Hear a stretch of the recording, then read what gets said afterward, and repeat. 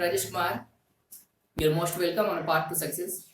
आज मैं आपको बताने जा रहा हूँ स्टूडेंट सीए क्लास 9 का नंबर सिस्टम का एक्सरसाइज 1.1 है। इसके पहले मैं आपको इसका थ्योरी बता चुका हूँ। आप मेरे इस एक्सरसाइज जितने भी एक्सरसाइज है टोटल एक्सरसाइज तो मैं बताऊंगा ही, लेकिन इसके पहले मैं हमेशा आपको यही बताऊंगा कि आप मेरी थ्योरी वाला जो क्लास है जरूर आप देखें। उसमें बहुत सारी चीजें आपको बताई गई है और उन चीजों का हम यहाँ पे यूज करेंगे। तो आज जो 1.1 में आपको टोटल क्वेश्चन आज इसमें बताया जाएगा। बस आपसे मेरा जो रिक्वेस्ट रहा है वो हमेशा रहेगा, आप जरूर मेरे चैनल को सब्सक्राइब करें, लाइक करें मेरी वीडियोस को अच्छा लगे तो, और आगे शेयर करते जाए।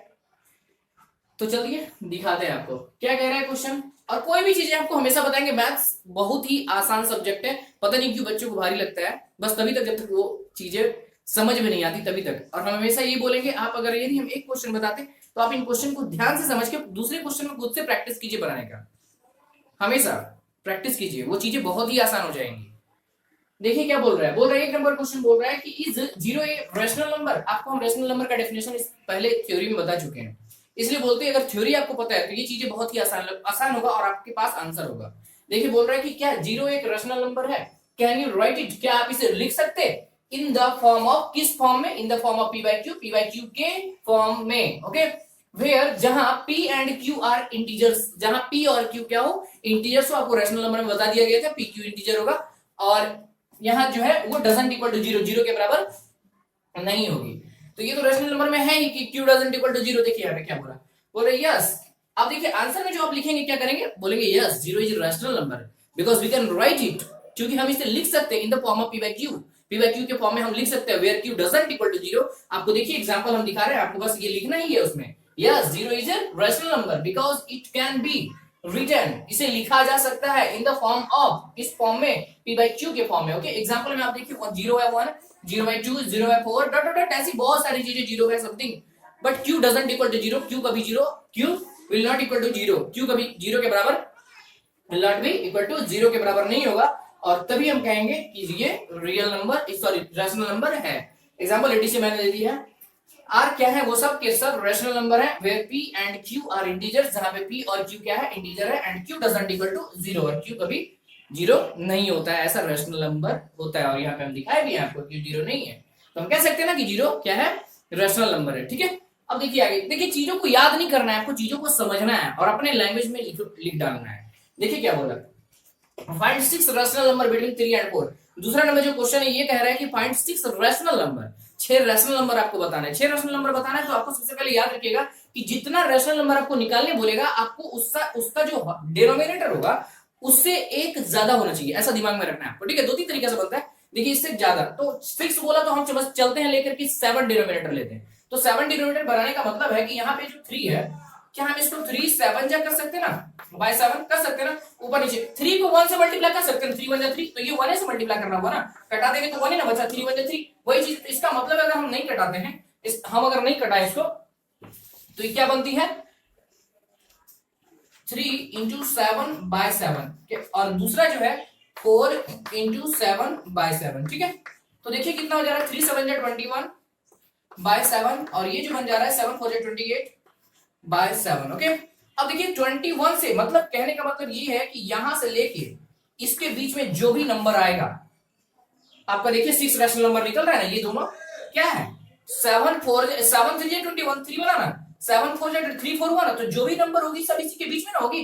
तो देखिए क्या है इसके बीच में, 22 by 7, 23 by 7, 24 by 7, 25 by 7, 26 by 7, 27 by 7। देखिए तो 1 2 3 4 5 6, 6 रैशनल नंबर निकला ना, 28 के पहले से 27 तक में हम छोड़ दिए। ठीक है, तो ये आपका क्या निकला, रैशनल नंबर निकला। तो हम कह सकते हैं देयरफॉर 22 बाय 7, 23 बाय 7, ये पूरा लिख देना है 27 by 7 are the rational numbers between 3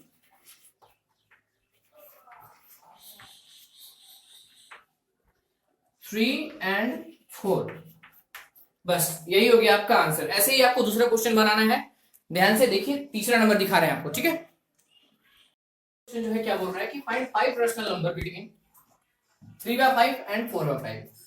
3/5 और 4/5 के बीच 5 रैशनल नंबर फाइंड आउट करना है। तो आपको इसके पहले ही हम बताया कि रैशनल नंबर जब भी जितना बोलेगा उससे एक ज्यादा आपको ऐसा करना है। 5 बोला तो 6, याद रखिएगा दिमाग में, 6 से ऊपर नीचे दोनों में मल्टीप्लाई कर देना है। ओके, देखिए 3/5 में 6 से ऊपर भी कर दीजिए, 6 से नीचे भी कर दीजिए। और यहाँ भी कितना है, 4/5 में 6 से ऊपर कर दीजिए, 6 से नीचे कर दीजिए, ठीक है। 6 से नीचे कितना हो रहा है, 18, और 5 6 13। यहाँ कितना हो रहा है, 4 6 24, और यहाँ नीचे 30। ओके, अब देखिए डिनोमिनेटर मेरा सेम है, और 18 से 24 तक के बीच, इसके बीच तक में क्या है, देखिए क्या निकल रहा है, 19/30, उसके बाद 20/30, 21/30, 22/30, 23/30। 5 रैशनल नंबर हुआ, देखिए 1 2 3 4 5, 5 रैशनल नंबर।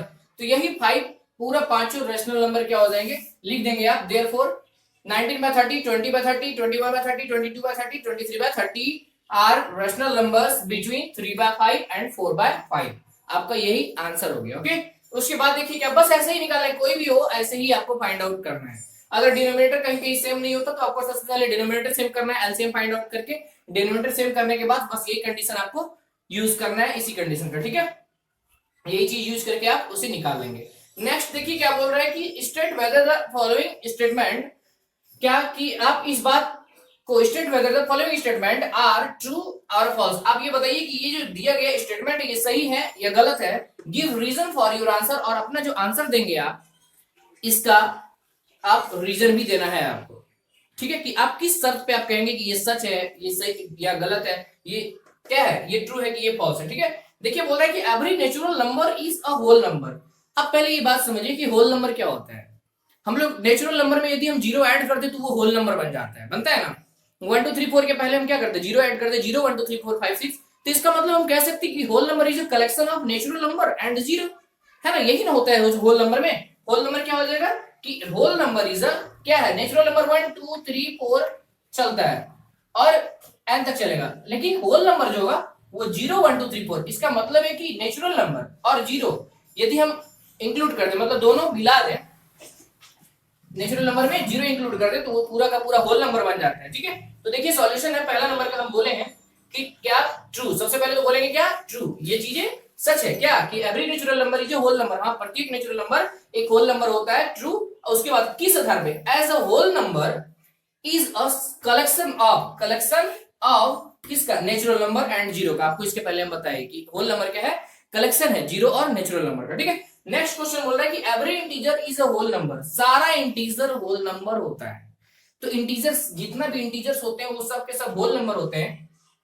का मतलब है होल नंबर आप जान रहे हैं 0 1 2 3 4 5, लेकिन होल नंबर में क्या निगेटिव नंबर है, लेकिन ऐसा नहीं है, इंटीजर में निगेटिव नंबर भी आता है। इसका मतलब ये क्या है, फॉल्स है। ये क्या है, फॉल्स है, because negative integer are not a whole number, क्योंकि नेगेटिव इंटीजर होल नंबर नहीं होते हैं।